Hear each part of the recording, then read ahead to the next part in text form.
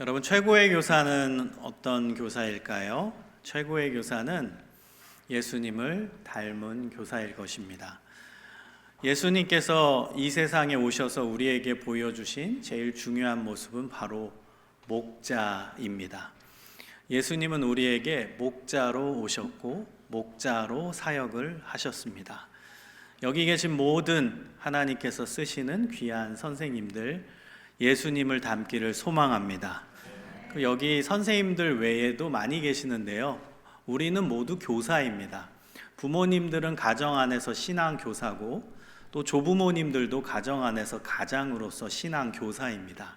이뿐만이 아니라 선교회 임원, 또 구역장, 권찰 다 가르치는 분들이십니다.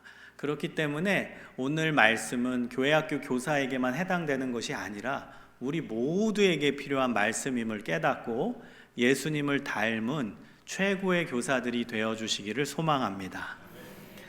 저는 개인적으로 제일 좋아하는 동물이 양입니다. 양. 어릴 때부터 양을 굉장히 좋아했어요. 그리고 대학 시절에는 도서관에 가서 동물학 책을 봤습니다. 제 전공도 아닌데도 저는 동물학 책을 본 이유는 양의 습성, 특성, 양을 키우는 방법 등을 공부하기 위해서 전문적인 책까지 보았습니다. 그만큼 저는 제일 좋아하는 동물을 꼽으라고 하면 저는 무조건 양을 이야기합니다. 지금도 가끔 유튜브로 양에 관련된 영상들을 보곤 합니다. 그래서 저는 오늘 본문 말씀을 그 어떤 목사님보다도 더 정확하게, 더 깊이 있게 나눌 수 있다고 생각해요. 제 나름대로 양을 많이 공부했기 때문입니다. 양을 이야기하면 반드시 목자를 이야기해야 됩니다. 목자를 이야기하면 반드시 양을 이야기해야 됩니다. 그만큼 양과 목자의 관계는 뗄래야 뗄 수 없는 관계입니다.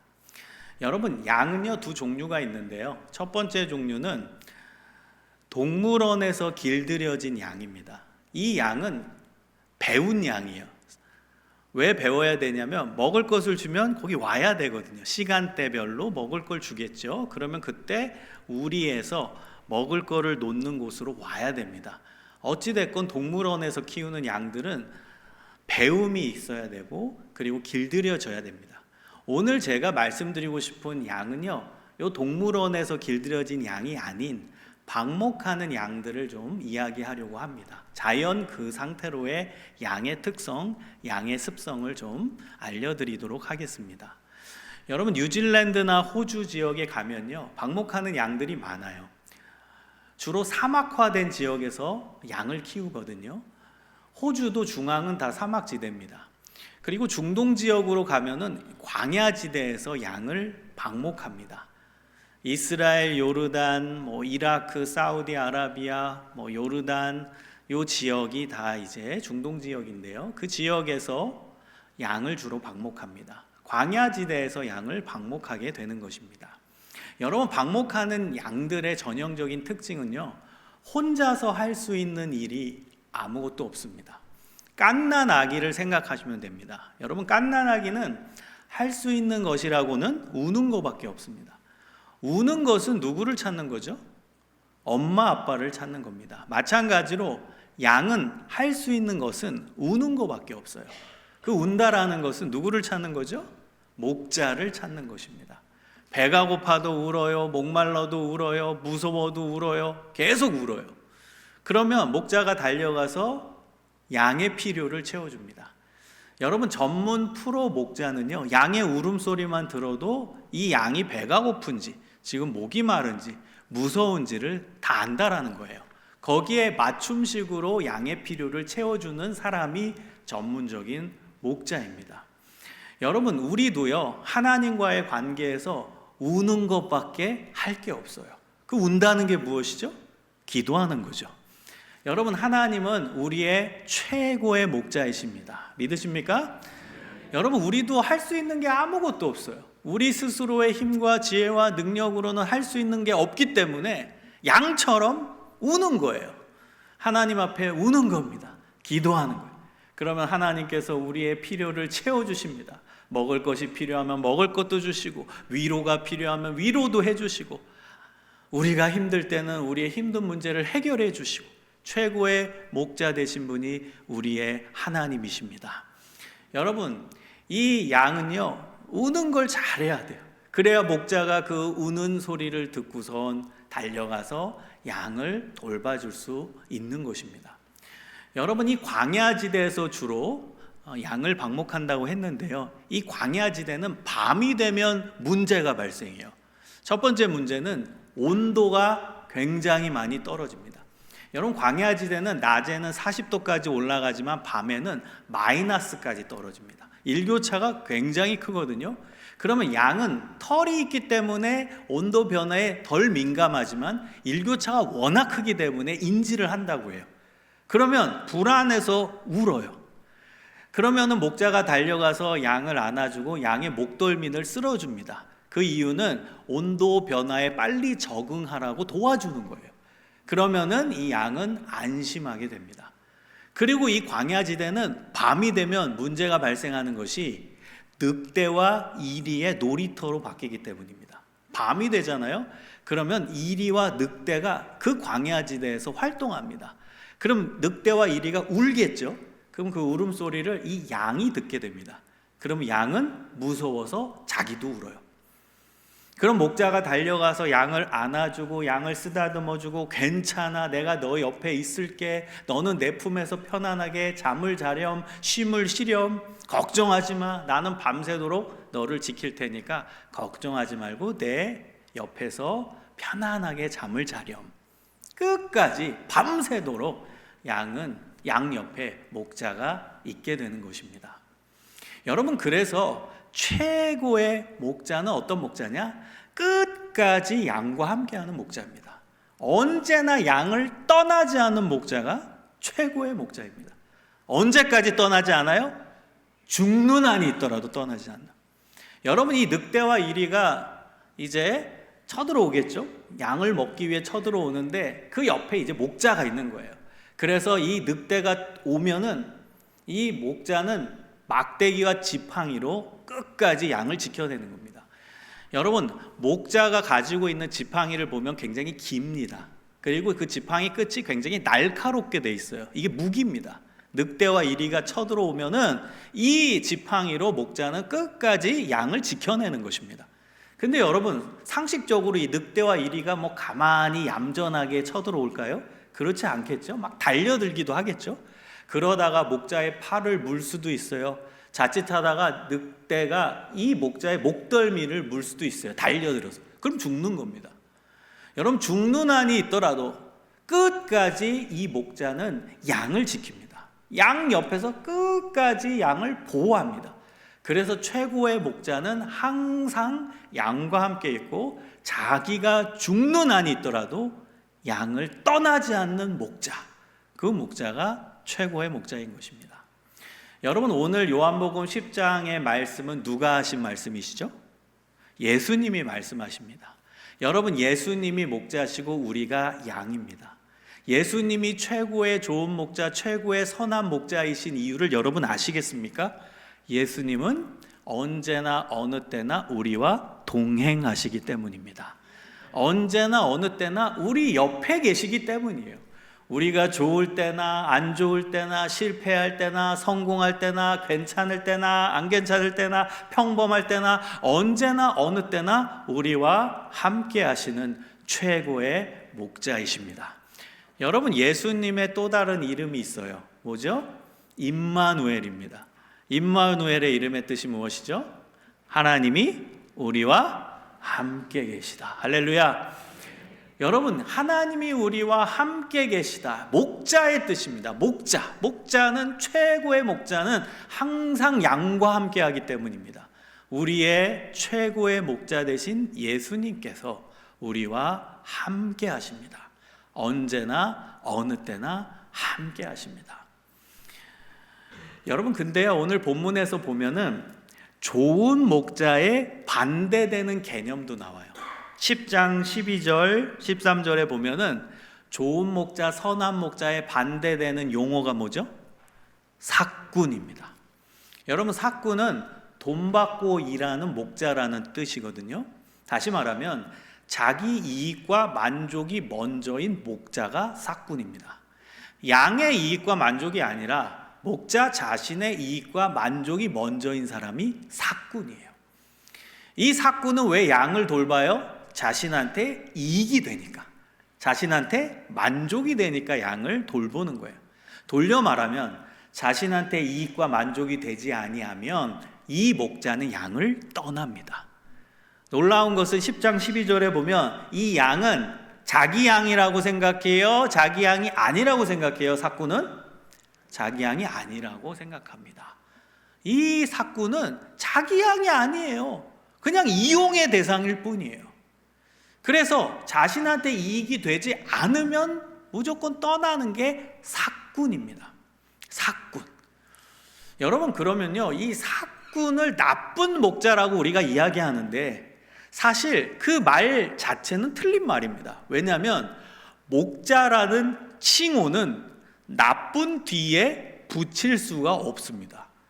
왜냐하면 사꾼은 목자가 아니기 때문입니다. 여러분, 사꾼은 목자가 아닌데 어떻게 나쁜이라는 용어 뒤에 목자라는 칭호를 붙일 수 있겠습니까? 그래서요, 나쁜 목자라는 단어는 틀린 말이에요. 사꾼은 목자가 아닙니다. 그래서 목자라고 했을 때는 선한 목자, 좋은 목자밖에 없는 겁니다.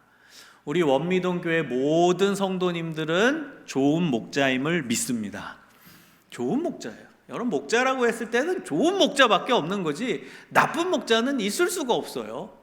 이 사꾼은 목자가 아니기 때문에. 그래서 목자라고 했을 때는 좋은 목자, 선한 목자밖에 없는 겁니다. 그런데 여러분, 현실적으로 제가 봤을 때 우리 교회학교 선생님들 중에 우리 원미동 교회는 없겠지만 다른 교회 가보면 저분은 선한 목자 같아 보이다가 사꾼처럼 보이다가 또 다시 선한 목자 같이 보이다가 사꾼처럼 보이다가 왔다리 갔다리 하시는 분이 현실에서는 보여요. 제가 예전에 어느 교회에서 교사대학을 인도했는데요, 끝나고 나서 선생님들과 좀 대화하는 시간이 있었습니다. 그때 한 선생님이 저한테 이런 얘기를 하시는 거예요.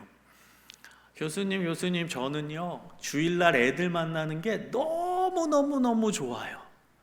너무너무 좋대요. 그래서 제가 신이 났어요. 와, 이렇게 훌륭한 선생님이 아직도 계시는구나.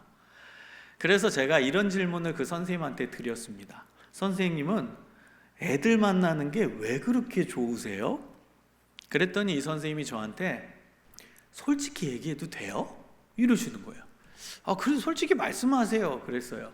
그랬더니 그 선생님이 뭐라고 말씀하셨냐면, 사실 저는 우울증이 있어요. 근데 주일날 애들 만나면 우울감이 해소돼요. 그래서 좋아요. 이렇게 말씀하시는 거예요.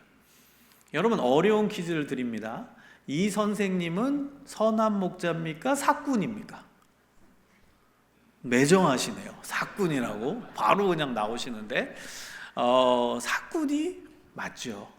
여러분, 우울감이 해소되는 게 아이들의 이익과 만족입니까? 선생님의 이익과 만족입니까? 예. 그럼 자신의 이익과 만족인 사람이 사꾼이라고 했잖아요. 그래서 이 선생님은 사꾼이에요. 사랑하는 여러분, 하나님의 사역은 엄격해야 돼요. 하나님의 사역은 진실해야 됩니다. 하나님의 사역은 순수해야 됩니다. 하나님의 사역은 타협하면 안 됩니다. 하나님의 사역은 좋은 게 아닐 수 있습니다. 이 선생님 자신의 우울감 해소되고 애들도 좋고 그럼 좋은 게 아닐까요? 여러분, 하나님의 사역은 좋은 게 아닐 수가 있다는 걸 아셔야 돼요. 그래서 이 선생님이 본인이 사꾼임을 깨달았다면 이제 좋은 목자가 되기 위해 아이들의 영적인 이익과 만족을 위해 변화돼야 하는 거예요. 지금 원미동교회 선생님들 중에서 제 설교를 들으시고 내가 사꾼이었구나, 이제 교사 그만둬야지, 잘못된 적용을 하시면 안 됩니다. 오늘 듣고 깨달으셨다면 이제 하나님이 기회를 주셨구나, 내가 선한 목자가 되기로 하나님께서 마음을 주셨구나, 깨달음을 주셨구나, 이제야 진짜 내가 결단하고 하나님이 기뻐하시는 좋은 목자가 돼야지. 그런 결단이 이루어지시기를 소망합니다. 여러분, 우리는 좋은 목자여야만 합니다. 좋은 목자로 나아가야 한다라는 것입니다. 여러분, 양과 목자의 관계에서 하나만 더 생각해 보도록 하겠습니다. 여러분, 양은 혼자서 할 수 있는 일이 아무것도 없다라고 이야기했잖아요. 근데 양이 지금 배가 고파서 막 울어요. 목이 말라서 계속 울어요. 무서워서 계속 울어요. 근데 여러분, 목자가 나타나지 않으면 이 양은 어떻게 될까요? 지금 너무 배고파, 양이. 그래서 우는 거예요. 계속 울어요. 운다라는 건 목자를 찾는 거라고 했죠. 그럼 목자가 달려와서 양에게 먹을 것을 줘야 돼요. 근데 어찌된 영문인지 목자가 나타나지 않는 거예요. 아무리 울어도 안 와요. 그러면요, 여러분, 이 양은요, 심장박동수가 굉장히 빨리 올라간다고 합니다. 제가 책에서 본 내용인데요, 대학 시절에 그 동물학 책에서 본 내용인데요, 양의 심장은 인간의 심장과 비교할 수 없을 만큼 굉장히 예민하답니다. 우리도 뭐 놀라거나 뭐 걱정되는 일이 있으면 심장박동수가 굉장히 빨리 올라가잖아요. 근데 이 양의 심장박동수는 인간의 심장박동수와 비교할 수 없을 만큼 굉장히 빨리 올라간다고 합니다. 쿵쾅 쿵쾅 쿵쾅 쿵쾅. 그러면 그럴수록 이 양은 소리 높여서 우는 겁니다. 빨리 목자 와달라는 신호를 계속 보내는 거죠. 근데 끝까지 목자가 나타나지 않으면 양의 심장박동수가 빨리 올라가다가 심장 발작이 온답니다. 심장 스트로크. 심장 발작이 여러 번 지속되다가 자칫 잘못하면 심장 마비로 죽게 된답니다. 여러분, 양 옆에 목자가 없으면 양은 어떻게 된다고요? 죽을 수 있어요. 우리 아이들 옆에 교회학교 교사인 우리가 없다면 우리 아이들 어떻게 돼요? 잘못하면 영적으로 죽을 수도 있어요. 여러분, 그래서 교회학교 교사는 사명입니다. 사명 한자가 원래는 보낼사의 명령명입니다. 그러나 제가 정의하는 이 사명의 한자는 일사자의 목숨명입니다. 목숨을 살리는 일, 목숨을 걸고 해야 하는 일, 이게 사명이에요. 여러분, 교회학교 교사가 왜 사명이에요? 아이들의 영혼의 생명을 살리는 일이니까 목숨을 살리는 일, 목숨을 걸고 해야 되는 일인 거예요. 그래서 사명이에요. 여러분, 사명인데 여기에 희생과 손해가 없다고요? 천만의 말씀입니다. 사명에는요, 희생과 손해가 따르기 마련이에요. 목숨을 살리는 일이고 목숨을 걸고 하는 일인데 거기에 희생과 손해가 어찌 없을 수 있겠습니까?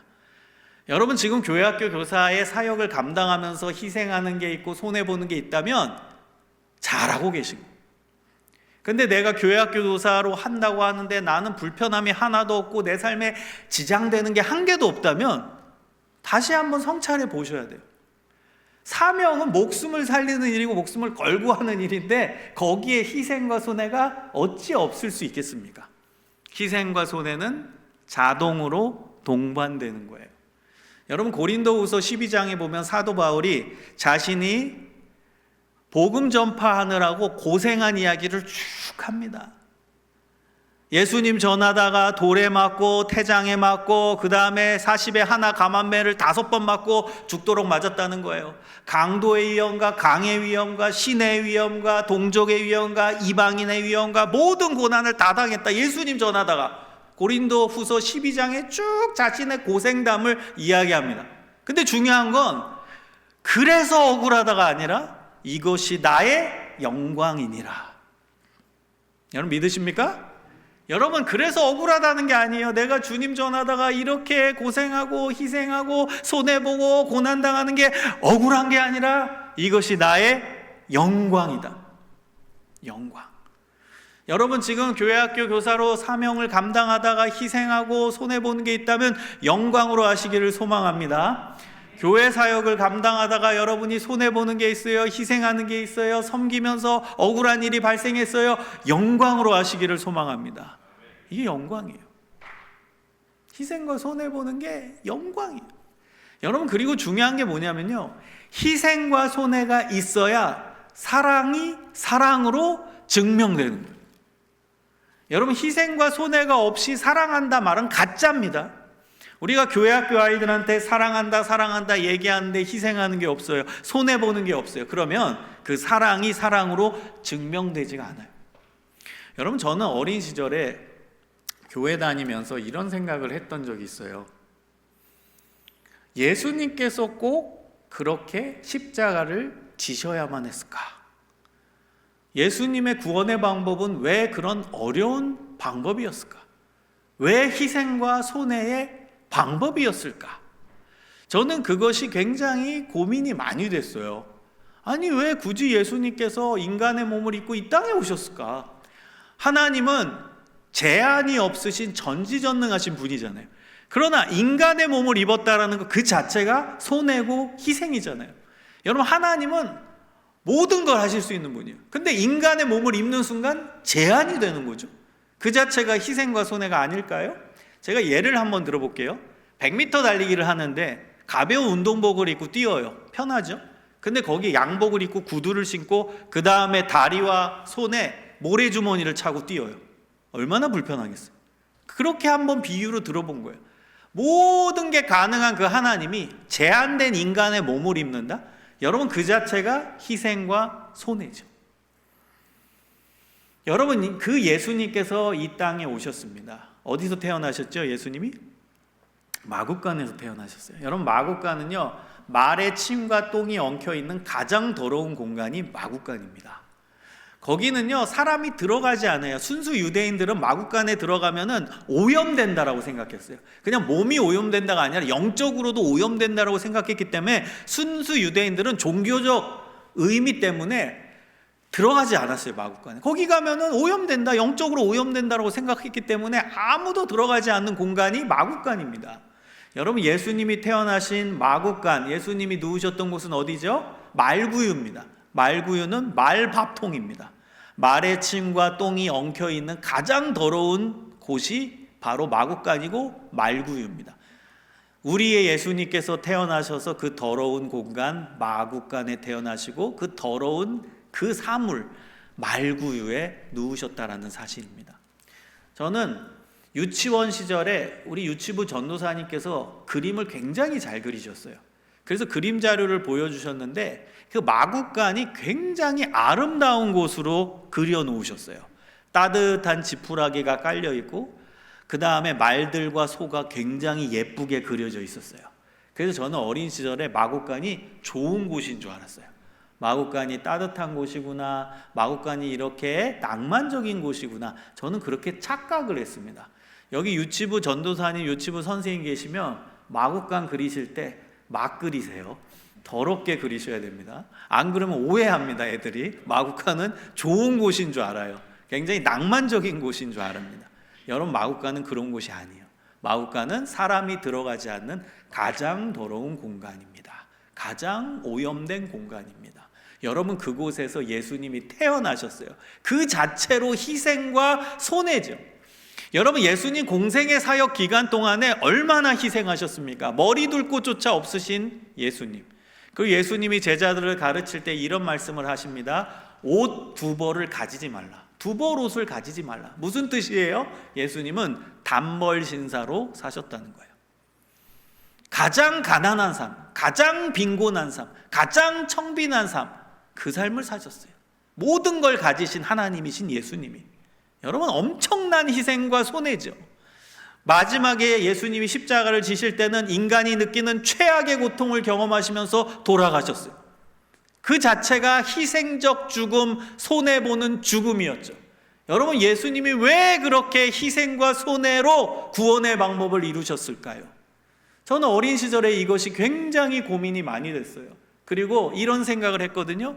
아, 내가 예수님이라면 나는 그런 희생과 손해의 방법을 쓰지 않고 멋있는 방법을 사용했을 거라고 생각했어요. 어떤 방법이냐면 하늘에서 엄청나게 무서운 음성을 내리는 거예요.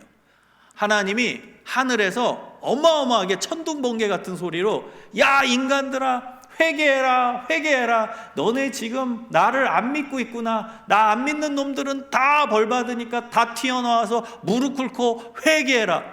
여러분, 만약에 지금 이 하늘에서 어마어마하게 무시무시한 음성이 들린다고 가정해 봅시다.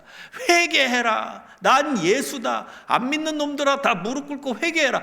그런 어마어마하게 무서운 음성이 하늘에서 바란다면 여러분은 여기 있는 세상 사람들이 어떻게 할 것 같아요? 다 튀어나가서 무릎 꿇고 하나님 잘못했습니다 회개하지 않았겠어요? 과학자들은 하늘에 무슨 신비현상이 일어났네 하고 탐구하다가 분석이 안 되니까 무릎 꿇고 신은 살아있었구나, 하나님이란 분이 계셨구나, 우리가 하나님을 안 믿었구나, 잘못됐습니다 회개하지 않았겠어요? 그래서 저는 어린 시절에 하나님이 이런 방법을 좀 쓰시지 멋있게, 왜 그렇게 인간의 몸을 입고 이 세상에 와서 그런 희생을 당하셨을까? 그게 고민이 됐었어요. 근데 제가 답을 찾았습니다. 그 답이 뭔지 아세요? 희생과 손해가 있어야 사랑이 사랑으로 증명되기 때문입니다. 여러분, 성경은요 하나님이 인간을 사랑한다라는 러브레터예요. 구약도 그렇고 신약도 그렇고 하나님이 인간을 사랑한다라는 내용이 가장 핵심적인 메시지예요.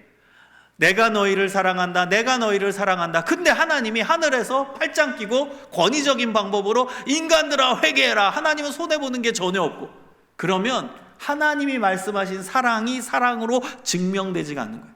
인간을 사랑한다고 말하는 그 사랑이 증명되지가 않아요. 희생과 손해가 동반돼야 그 사랑이 사랑으로 증명되는 거예요. 여러분, 인간관계도 마찬가지예요. 남편과 아내와의 관계, 사랑과 사랑과의 관계를 생각해 봅시다. 예를 들어서 아내가 있어요. 여러분, 남편 있고 아내가 있죠? 그러면 예를 들면 아내가 나한테 다 맞춰준다고 해봅시다. 내가 먹고 싶은 음식 다 해주고, 내가 가자고 하는 곳 다 가고, 나 지금 쉬고 싶다 그러면 다 쉬게 해주고, 내가 하자는 대로 다 해준다고 가정해 봅시다. 나는 편해요. 나는 손해보는 게 한 개도 없다고 해보세요. 근데 내가 아내한테 당신을 사랑하오 말할 수 있어요? 그 사랑이 사랑으로 증명될까요? 증명되지 않습니다. 내가 먹기 싫은데 아내가 먹는 음식이 있다면 같이 먹고, 내가 가기 싫지만 아내가 간다면 같이 가고, 나는 지금 쉬고 싶지만 이거 하라고 하면 또 하고, 내가 손해보는 게 있고 희생하는 게 있을 때 그제서야 나는 당신을 사랑합니다라는 게 증명되는 거예요. 희생과 손해가 있어야 사랑이 사랑으로 증명되는 거예요. 그래서 예수님께서 이 땅에 오신 거고, 그래서 예수님께서 이 땅에서 가장 힘든 삶을 사시면서 인간에게 맞춰주셨고, 그리고 십자가에서 가장 희생적 죽음으로 구원의 방법을 이루신 것입니다. 그래서 하나님이 인간을 향해 내가 너를 사랑한다, 이게 증명이 된 것입니다. 여러분, 마찬가지입니다. 우리도 예수님을 닮아서 이 사랑을 해야 돼요. 우리 아이들과 함께한다, 우리 아이들 옆에 있어주는 목자가 최고의 목자잖아요. 우리의 최고의 목자 되신 예수님께서 우리에게 그 모습을 보여주셨어요. 나는 너희와 함께한다, 그리고 나는 너희를 희생과 손해의 사랑으로 사랑한다. 그럼 예수님을 닮은 우리도 우리 아이들에게 이 희생과 손해의 사랑을 보여줄 수 있어야 되는 거예요. 그래야만 그게 참 목자 되신 예수님을 닮은 모습이 되는 것입니다. 여러분, 기독교 신앙은요 예수님을 닮는 거예요. 성경에 보면요 하나님의 자기 계시가 나옵니다. 하나님이 자기 자신이 누군지를 보여주는 내용이 많이 나오거든요. 여러분, 얼마나 성경을 많이 알고 있는지 한번 테스트해 보겠습니다. 자, 긴장하지 마시고요, 한번 맞춰보세요. 내가 거룩하니 너희도, 맞추셨어요. 내가 거룩하니 너희도 거룩하라. 내가 완전하니 너희도, 이거 하나님 말씀하신 거예요. 그 다음 예수님이 하나님에 대해서 이렇게 말씀하십니다. 너희 아버지의 자비하신 같이 너희도, 어떻게 이렇게 다 하세요? 너희 아버지의 용서하신 같이 너희도, 세 계명을 너희에게 주노니 서로 사랑하라. 내가 너희를 사랑한 것 같이 너희도, 다 맞추시네요. 제일 어려운 거 하나 내볼까요? 내가 너희들의 발을 씻어준 것처럼 너희도 서로 발을 씻어주어라. 여러분, 이게 기독교 신앙이에요. 하나님이 자기 자신을 드러내실 때 나는 이렇다, 그럼 우리는 감사하죠. 아멘이 넘치죠. 하나님, 나를 용서해 주셔서 감사합니다. 나의 발을 씻어 주셔서 감사합니다. 나를 사랑해 주셔서 감사합니다. 아멘이 나오죠. 그러나 하나님의 의도는 그 다음까지 나아가야 돼요. 내가 거룩하니 너희도 거룩하라. 내가 완전하니 너희도 똑같이 완전해라. 내가 너희를 사랑했지? 너 받았지 그 사랑? 그러니 너희도 서로 사랑해라. 너 내가 발 씻어준 거 경험했지? 그러니까 너희도 다른 사람의 발을 씻어줘라. 여러분, 이게 기독교 신앙입니다. 그럼 똑같습니다. 오늘 본문도 나는 너희의 최고의 목자다. 그러니 너희도 너희 아이들에게 선한 목자가 되어라. 내가 너희들의 최고의 좋은 목자가 돼서 언제나 너희 곁에 있지 않냐? 그러니까 너희도 너가 섬기는 대상 옆에 있어 주어라. 그게 사랑이니라. 여러분, 예수님께서 우리에게 말씀하시는 내용이라는 거예요. 여러분, 우리가 아이들을 사랑해야 되는 거 누가 모르겠어요. 실천이 어려운 거죠. 여러분, 그런데요, 우리가 하나만 더 깊이 있게 생각해 봅시다. 우리가 아이들 옆에 있어주는 거, 우리가 섬기는 대상 옆에 있어주는 게 그게 사랑이고 그게 최고의 좋은 목자의 조건이라고 했잖아요. 그런데 사랑의 정도는 어느 정도 돼야 될까요? 사랑의 정도, 사랑의 강도, 사랑의 레벨, 하나님이 기뻐하시는 사랑의 정도는 제가 성경에서 찾은 답입니다. 그 답은 친자녀입니다. 놀랍게 친자녀예요. 여러분, 이게 성경적인 답입니다. 우리가 교회 학교 아이들을 사랑할 때 어느 정도까지요? 친자녀. 우리가 구역 식구들을 사랑할 때 어느 정도까지요? 친가족. 이게 성경적 답입니다. 제가 답을 알려드리기 전에, 성경적 근거를 들기 전에 하나 비유를 한번 들어볼게요. 제 딸이 초등학교 6학년 때 보니까 2시면 집에 왔습니다. 지금부터 여러분은 초등학교 6학년 딸을 둔 부모입니다. 자, 오늘 2시에 와야 되는데 어찌된 영문인지 2시 반이 됐는데 집에 안 왔어요. 어떻게 하실래요? 전화하겠죠. 막 전화할 겁니다. 왜 안 오지? 안 오지? 근데 전화를 안 받아요. 전화 거는 사이에 시간은 흘러서 3시가 됐어요. 여전히 집에 안 와요. 어떻게 하실래요? 그렇죠. 찾으러 가겠죠. 어디 있지? 떡볶이 집에 있나? 뭐 피자 집에 있나? 친구 집에 있나? 찾으러 가겠죠. 자, 그러는 사이에 시간은 흘러서 4시가 됐어요. 여전히 집에 안 왔어요. 어떻게 하실래요? 신고해요? 네, 신고하신답니다. 경찰에 신고해요.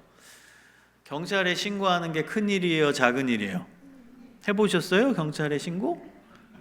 큰일이 난 거죠. 여러분, 지금 아이가 2시면 집에 와야 되는데 4시가 됐어요. 2시간 지난 겁니다. 큰일 난 거예요. 누구 입장에서? 부모 입장에서. 그러니까 경찰이 신고한다고 얘기하죠. 여러분, 왜 그렇죠? 답은 간단합니다. 내가 가장 사랑하는 딸이니까. 절대 잃어버리면 안 되는 딸이. 이게 답이죠. 그러니까 막 경찰에 신고하고 난리가 나는 겁니다. 자, 그런데요, 같은 사건을 다른 각도에서 한번 보겠습니다. 어느 날 전화가 왔어요. 따르릉 따르릉. 그래가지고 전화를 받는데 그 이름이 긴가민가예요. 받을까 말까, 이 사람 누구지? 받을까 말까 해서 받았어요. 여보세요? 그랬더니 아이고, 누구 어머님? 누구세요? 저 모르시겠어요? 3년 전에 아파트 반상에서 본 누구 엄마예요? 예, 어쩐 일이세요? 아이고, 우리 딸이 있는데요. 우리 딸이 2시면 집에 와야 되는데 지금 4시가 됐는데 여전히 집에 안 와요. 어떻게 하면 좋을까요? 여러분, 그런 전화를 받았다면 뭐라고 답을 하실래요? 여러분 딸처럼 똑같이 그렇게 할까요? 큰일 났네요. 큰일 났네요. 빨리 경찰에 신고하세요. 요즘에 어떤 시대인데 빨리 튀어나가시고 경찰에 신고하고 난리가 난 겁니다. 여러분, 그렇게 답을 할까요? 과연? 3년 전 아파트 반상에서 처음 본 아주머니의 전화예요. 그 아주머니의 딸 누군지도 몰라요. 그런 전화를 받았다면 여러분 뭐라고 답을 하실래요? 여러분, 만약에 제가 그런 전화를 받는다면 저는 굉장히 차분하게 이성적 판단을 하면서 그분께 조언을 해드렸을 것 같아요. 아이고, 어머님, 그런 일이 있으시군요. 아이고, 근데요, 요즘 애들은 엄마 아빠 전화 안 받으려고 무음으로 해둔대요. 그래서 아무리 전화해도요 못 받아요. 좀 이해해 주세요. 요즘 애들요 뭐 이렇게 PC방 가잖아요. 그럼 게임 음악을 크게 해놔서 엄마 아빠가 전화해도 못 들어요. 몇 학년이라고요? 6학년이요? 그게 벌써 사춘기네요. 사춘기 애들 그러면서 크는 거예요. 우리 애도 그래요. 그러니까 차분하게 집에서 기다리시면 얘 집에 옵니다. 지금 4시라고 했죠? 아이고 조금 있으면 6시쯤 되면 밥 먹으러 집에 와요. 그러니까 걱정하지 마시고 좀 차분하게 집에서 기다리시면 좋을 것 같아요. 저는 그분께 차분하게 이성적 판단을 하고 조언을 해드렸을 것 같아요. 여러분, 같은 사건인데 어떻게 이런 다른 반응이 나올까요? 같은 사건인데 내 딸일 때와 남의 딸일 때 어떻게 이런 다른 반응이 나올까요? 그게 바로 사랑하냐 안 하냐의 차이인 거예요. 여러분, 내 딸은 사랑하니까 이성이 마비되고 뛰어나가는 거예요. 몸이 반응하는 거예요. 근데 3년 전 아파트 반상에서 본 아주머니 몰라요, 사랑 안 해요. 그분의 딸 몰라요, 사랑 안 해요. 그러니까 차분하게 이성이 돌아가면서 그분께 조언을 해드릴 수 있는 거예요.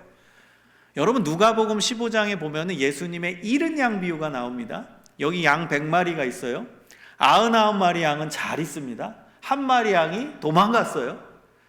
그러면 이성적 판단이 돌아가는 목자라면 한 마리 양을 찾기 위해 떠나면 안 됩니다. 99마리 양을 잘 돌보는 게 현명한 길입니다. 여러분, 만약에 이 한 마리 양 찾겠다고 뛰쳐나간다면 99마리 양 중에 배고픈 양 나오고 목마른 양 나오고 무서운 양 나와서 울다가 목자가 안 나타나면 자칫 잘못 어떻게 된다고요? 죽을 수도 있어요. 그러니까 더 큰 손실이 일어날 수 있는 겁니다. 그래서 이성적 판단이 되는 목자라면 99마리 양을 잘 지키는 게 현명한 일이에요.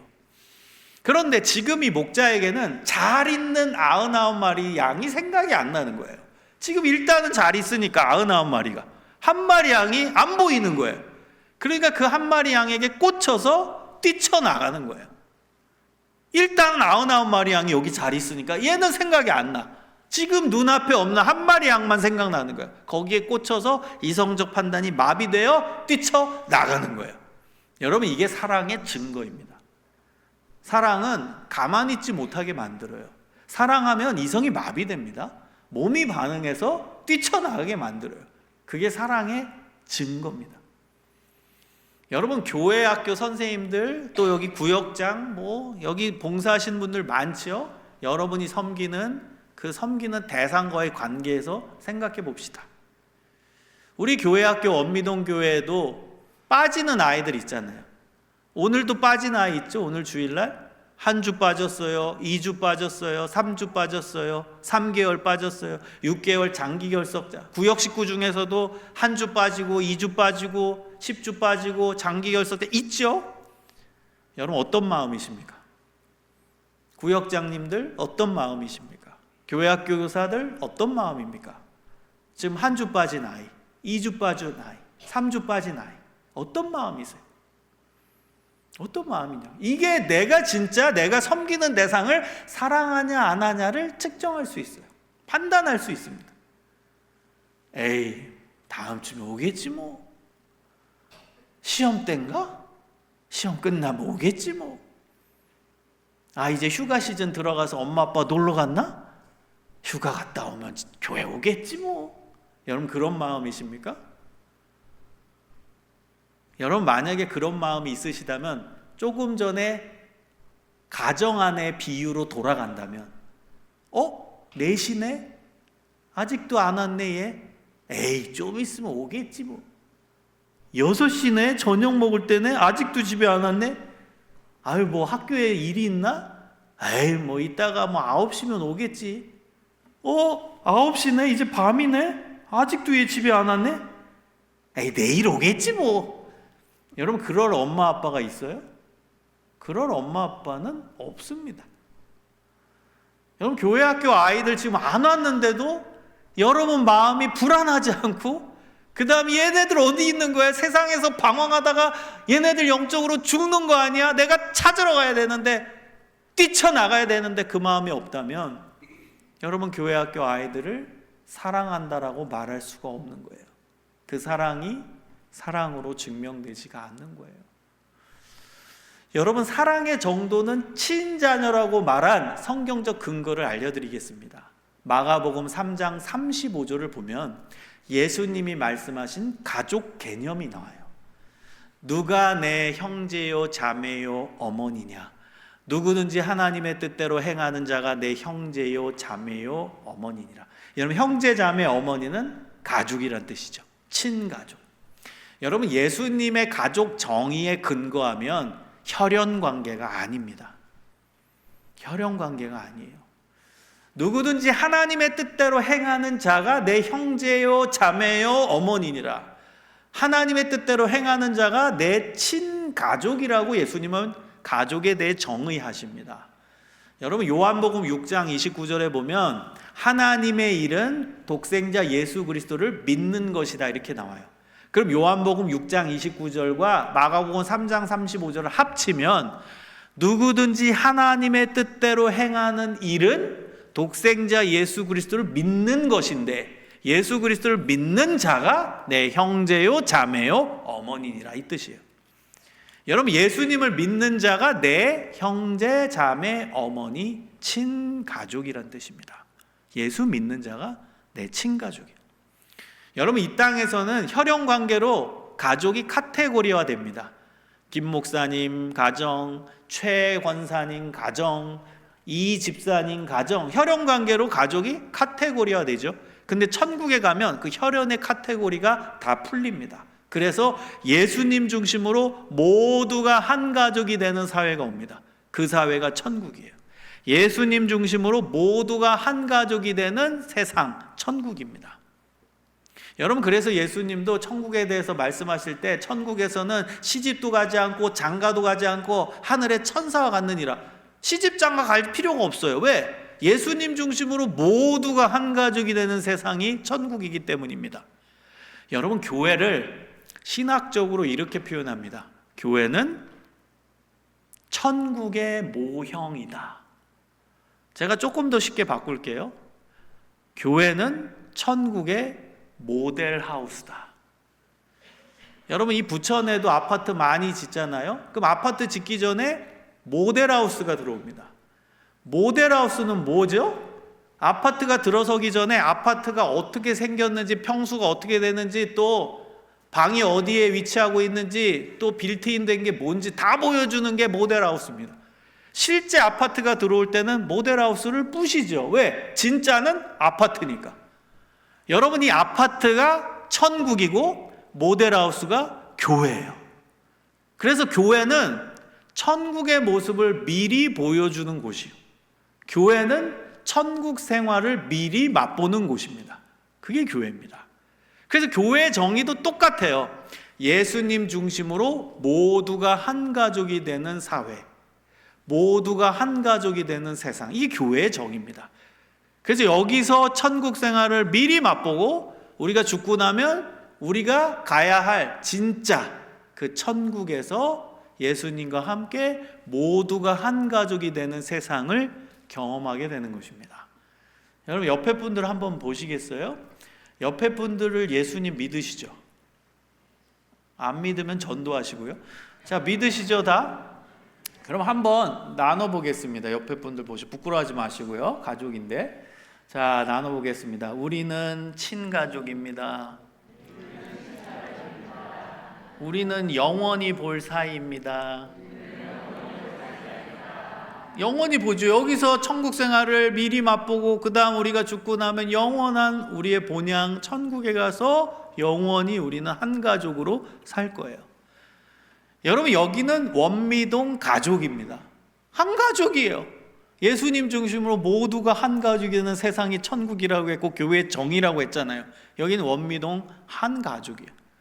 그러면 교회 학교 교사와 우리 아이들과의 관계를 봅시다. 그럼 교회 학교 아이들, 여러분이 맡고 계시는 그 아이들도 예수님 믿죠? 그러면 걔네들은 누구예요? 나와의 관계에서 친가족이죠. 내가 부모라면 걔네는 누구예요? 친자녀죠. 그래서 제가 사랑의 정도, 사랑의 레벨, 사랑의 강도가 친자녀라고 말한 거예요. 이게 성경적 근거입니다. 여러분, 정말로 예수님 말씀을 믿으신다면 교회 학교 아이들을 친자녀로 받아들이시기를 소망합니다. 친자녀처럼이 아니에요. 친자녀입니다. 예수님 말씀 믿으신다면 집에서 키우는 애나 교회 학교에 있는 애나 똑같은 나의 친자녀입니다. 여러분, 오늘 집에 가셔서 여러분 집에 있는 아들, 딸들한테 내가 오늘부터 너를 친아들처럼 대할게, 친딸처럼 사랑할게, 틀려요? 맞아요?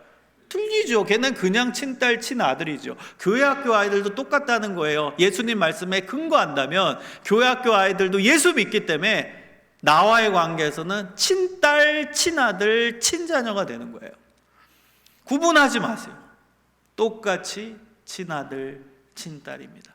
여러분, 이것을 회복하는 게 본질을 회복하는 거예요. 이것을 회복할 때 교회 학교가 부흥하고 회복되는 거예요. 쉽지는 않습니다. 여러분이 이것을 실천하는 건 정말 어려운 일이에요. 정말 무지하게 어려운 일입니다. 제가 해보니까요, 사람이 무의식적으로는 집에 있는 애들한테 잘하게 돼요. 그렇죠? 내 핏줄이니까. 그래서 의식적으로는 교회 학교 아이들한테 더 잘해 주셔야 돼요. 그래야 균형이 맞아지더라고요. 저는 우리 장로의 신학대학교에서 제일 외부 사역을 많이 하는 교수일 겁니다. 저는요, 다음 세대 아이들을 만나기 위해서 외부 사역을 많이 하는 거예요. 다음 세대 아이들을 많이 만나려고, 조직적으로 만나려고 뭐 NGO 대표하는 것도 있고 뭐 연구소 대표하는 것도 있어요. 다 다음 세대 사역입니다.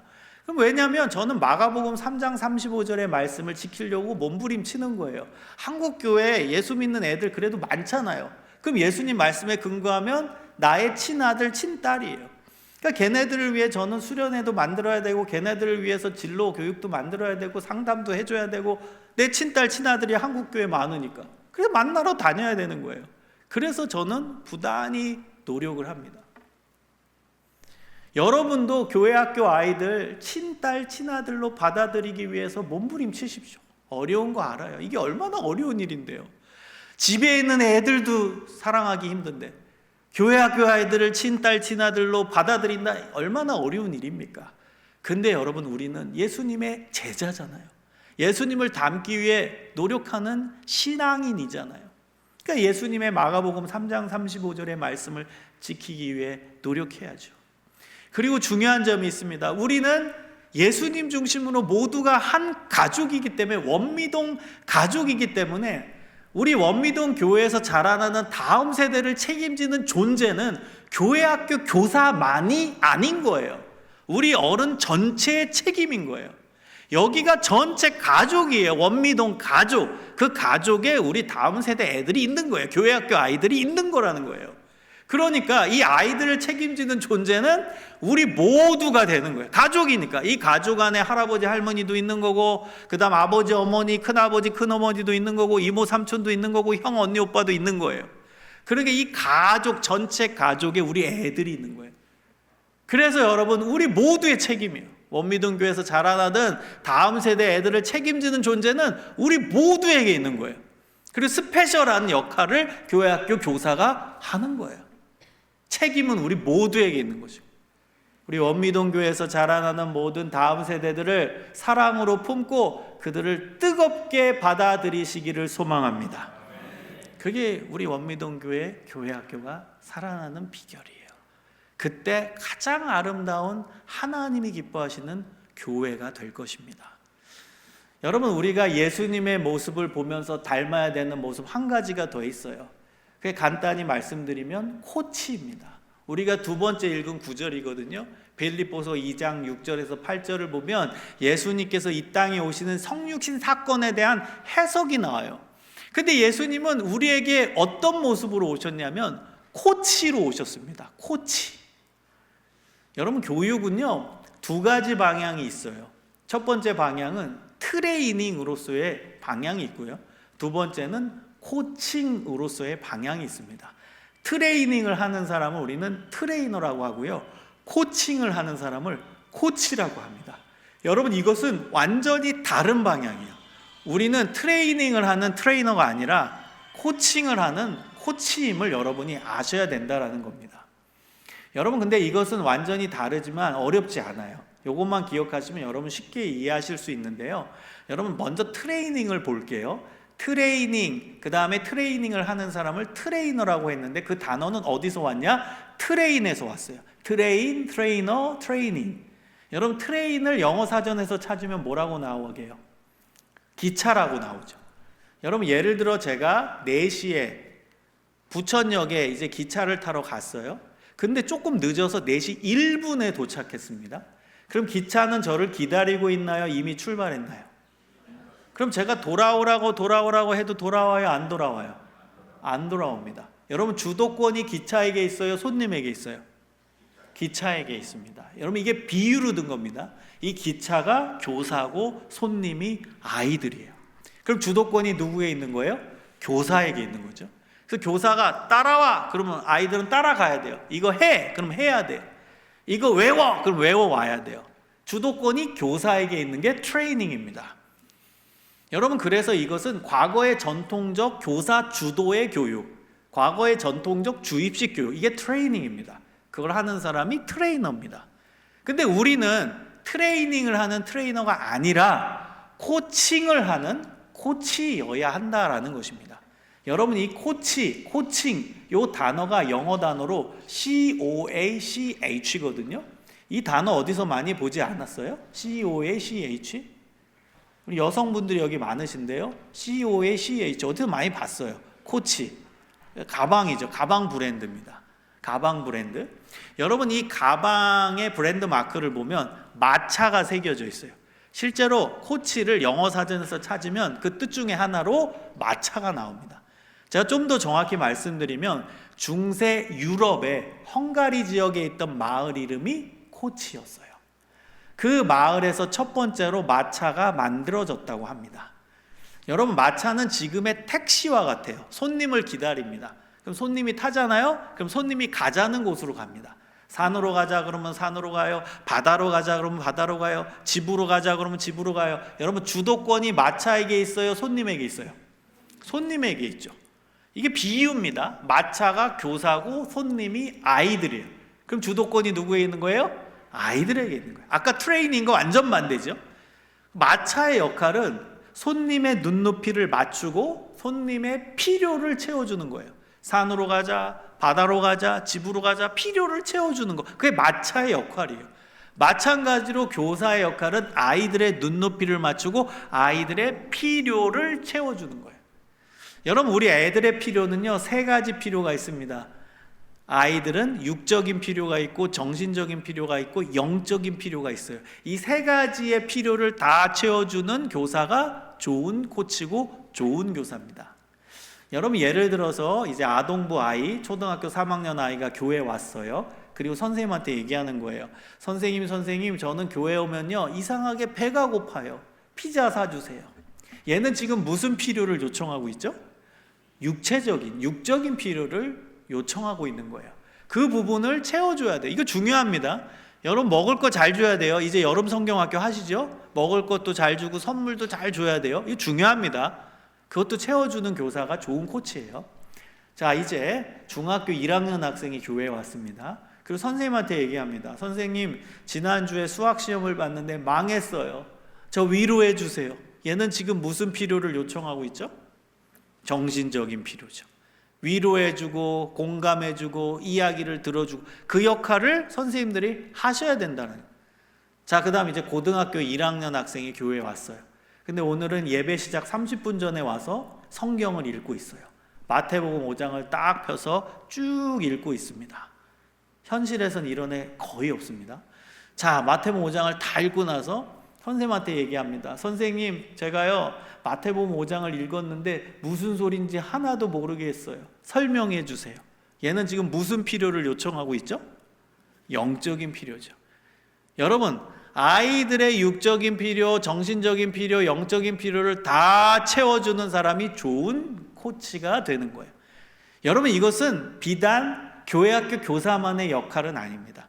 제가 아까 전에 얘기한 구역장도 해당되고 부모도 해당되고 조부모도 해당돼요. 구역장도요, 구역 식구들의 육적인 필요를 채워줘야 돼요. 구역 모임할 때 먹을 것도 먹어야죠. 구역 모임할 때 선물도 줄 수도 있어야 돼요. 육적인 필요. 그 다음에 구역 식구 중에서 힘든 사람들이 있죠. 그럼 구역장이 위로도 해주고 이야기도 들어줘야 돼요. 정신적인 필요 채워주는 거예요. 그 다음 구역장은 구역 모임할 때 성경을 알려주고 성경을 가르치는 역할을 해야 되죠. 영적인 필요를 채워주는 거예요. 다 해당된다는 거예요.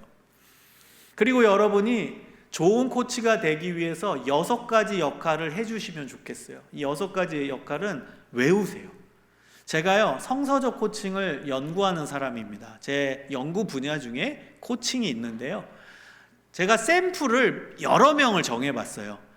정치가 샘플도 찾아봤고요. 경영인 그다음 샘플도 찾고요. 제가 영역별로 저 사람은 참 좋은 리더 같다. 저 사람은 참 좋은 코치 같다라고 생각되는 분들을 샘플 조사했더니 놀랍게 6가지 역할을 다 하고 있더라고요. 그 6가지 역할을 말씀드릴게요. 제가 이거 샘플 연구한 겁니다. 첫 번째는 교사 역할을 하고 있더라고요. 교사.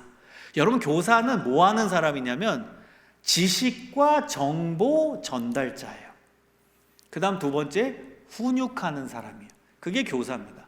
그럼 교회학교 교사라면 뭐 하는 거예요? 성경의 지식과 정보를 아이들에게 전달하는 역할을 하는 거죠.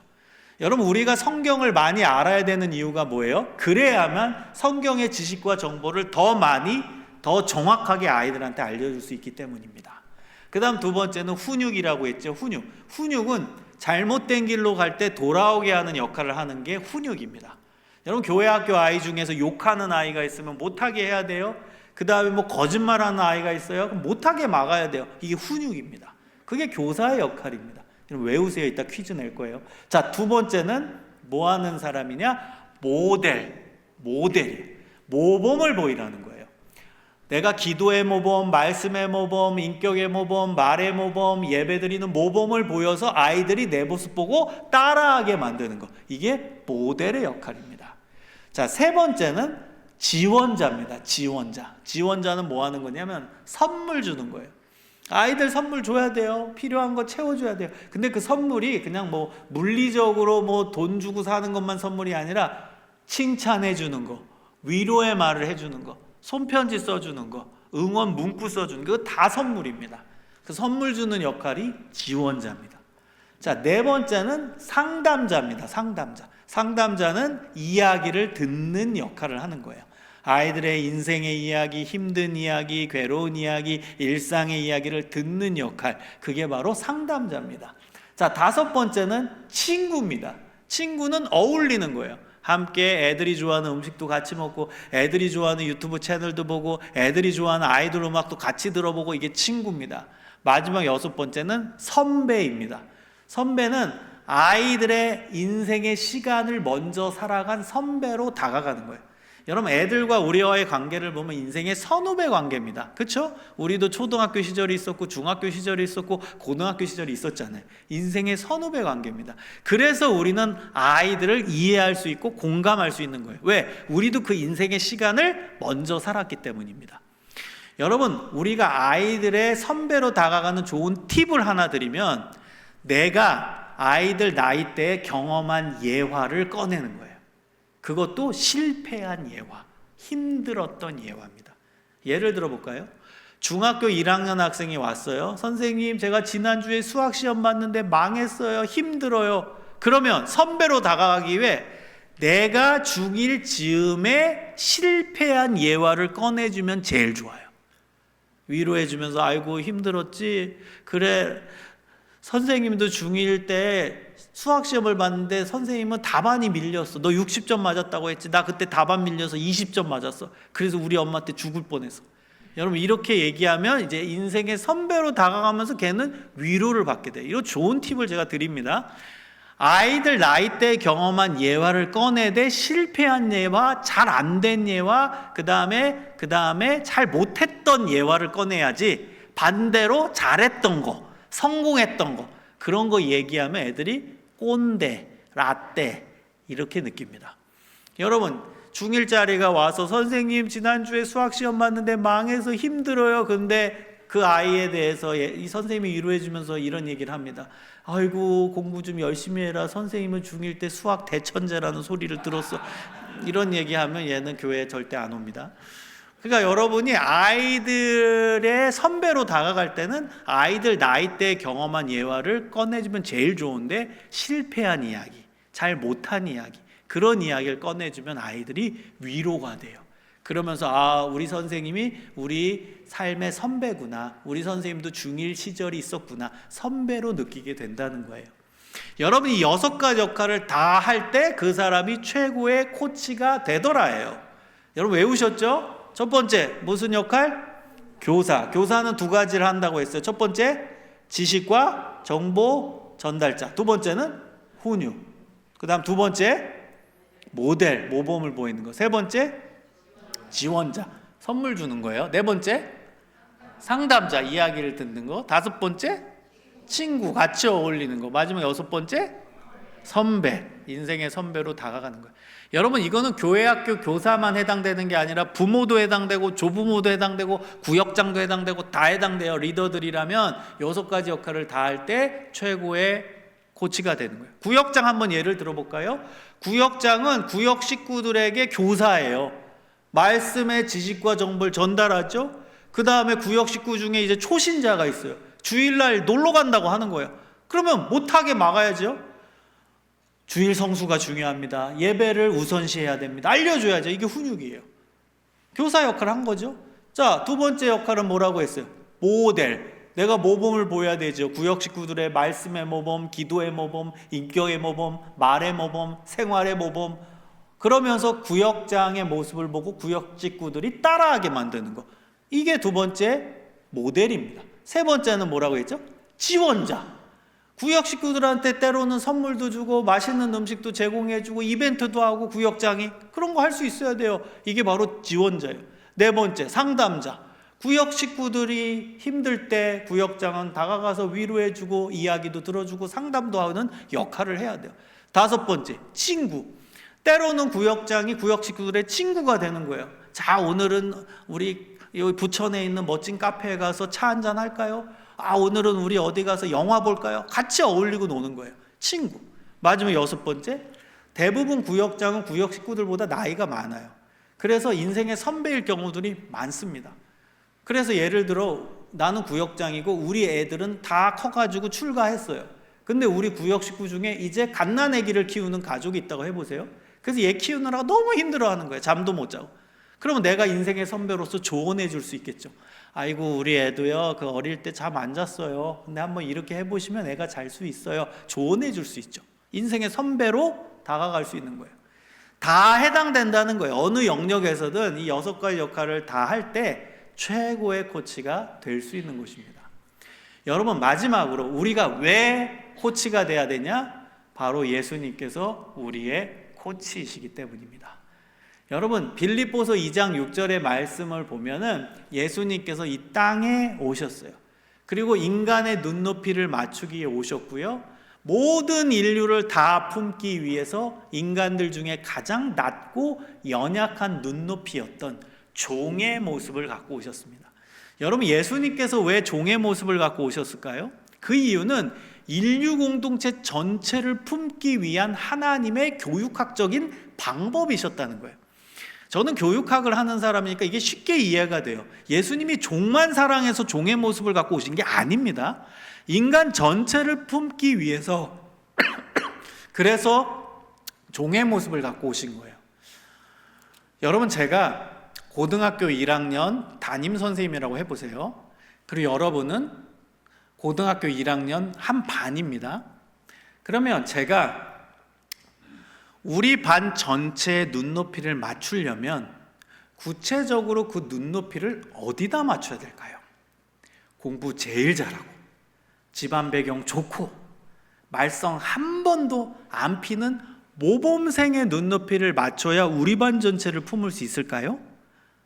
아니면 우리 반에서 가장 말 안 듣고 힘들고 공부 안 하고 성적 나쁘고 그런 아이들의 눈높이를 맞춰야 우리 반 전체를 맞출 수 있을 걸까요? 전자예요, 후자예요? 후자죠. 가장 힘들고 연약한 아이들의 눈높이를 맞출 때 우리 반 전체의 눈높이를 맞추는 좋은 교사가 되는 거예요. 그래서 예수님은 그 당시에 가장 낮고 연약한 종의 눈높이를 맞춤으로 인간 전체의 눈높이를 맞추신 겁니다. 예수님이 이 땅에 오셔서 코칭의 정의대로 사역하셨어요. 아까 코칭의 정의 기억하시죠? 눈높이를 맞추고 필요를 채워준다. 예수님은요, 인간의 눈높이를 맞추고 인간의 육적인 필요, 정신적인 필요, 영적인 필요를 다 채워주셨어요. 갈릴리 지역의 가난한 자들에게 먹을 거 주셨고 병든 자들 고치시면서 인간의 육적인 필요를 채워주셨어요. 그 다음에 정신적으로 힘든 사람 위로해 주시는 정신적 필요를 채워주셨고요. 하나님 나라를 가르치시고 성경을 가르치시는 영적인 인간의 필요를 채워주셨어요. 그리고 예수님은 우리가 방금 전에 외운 6가지 역할도 다 하셨습니다. 말씀의 지식과 정보를 알려주셨죠. 그 다음 제자들이 잘못된 길로 갈 때는 혼내키기도 하시고, 유대 지도층 인사들이 잘못된 길로 갈 때 율법의 껍데기만 남았을 때 율법의 핵심인 사랑을 알려주시고 그들이 돌아오기를 강력하게 원하셨죠. 훈육하신 거예요. 교사 역할을 하신 겁니다. 그 다음 예수님은 역할 모델이셨어요. 모델, 인격의 모델, 말의 모델, 삶의 모델, 그 다음에 가르침의 모델, 모든 모델을 예수님은 보여주셨어요. 그 다음 예수님은 지원자예요. 여러분, 예수님은 우리가 기도하면 기도 응답해 주시죠? 선물 주시는 지원자인 거예요. 기도 응답이 선물이잖아요. 그 다음 4번째, 예수님은 우리의 이야기 들어주시는, 우리의 고민을 들어주시고 위로해 주시는 상담자입니다. 여러분, 예수님과 성령님의 공통된 별명이 하나 있어요. 요한복음 14장에 보면 예수님이 이런 말씀을 하십니다. 내가 또 다른 보혜사를 너희에게 보내리니. 예수님이 보혜사고 또 다른 보혜사 누구예요? 성령님이죠. 예수님과 성령님의 공통된 별명이 보혜사입니다. 보혜사에 해당되는 헬라어 단어가 파라클레토스예요. 가장 포괄적인 번역이 상담자입니다. 예수님 상담자예요. 자, 5번째, 요한복음 15장 15절에 의하면 너희는 나의 친구라. 예수님이 우리를 향해 친구라고 말씀하십니다. 마지막 6번째, 예수님은 우리의 고난의 선배이십니다. 예수님이 이 땅 가운데서 고난 속에 사셨고 고난 속에 사명을 감당하셨고 마지막에 십자가에서 돌아가실 때 인간이 느끼는 최악의 고통을 경험하심으로 우리가 이 땅에서 살면서 경험하는 고난을 공감하시는 고난의 선배가 되시는 거예요. 여러분, 예수님 최고의 코치 맞죠? 그래서 우리가 예수님을 닮아서 코치가 되어야 하는 것입니다. 여러분, 우리의 목표는 예수님을 닮는 겁니다. 여러분, 오늘부터 예수님을 닮기 위해서 노력하는 귀한 성도님들 되시기를 소망합니다. 예수님 닮은 교사가 되기 위해 몸부림치며 노력하는 좋은 교사 되시기를 소망합니다. 예수님처럼 좋은 목자, 좋은 코치로 사역하는 원미동교회 모든 성도님들이 되어주시기를 주님의 이름으로 축원합니다. 기도하겠습니다.